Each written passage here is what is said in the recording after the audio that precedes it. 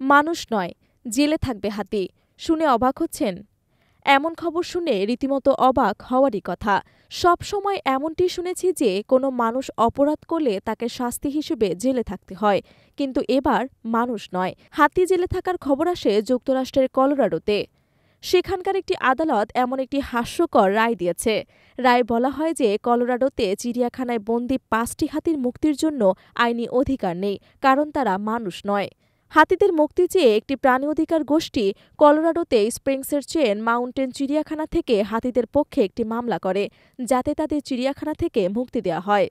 মামলায় যে আইনি প্রক্রিয়াটি ব্যবহার করা হয় তা হেবিয়াস কর্পাস নামে পরিচিত।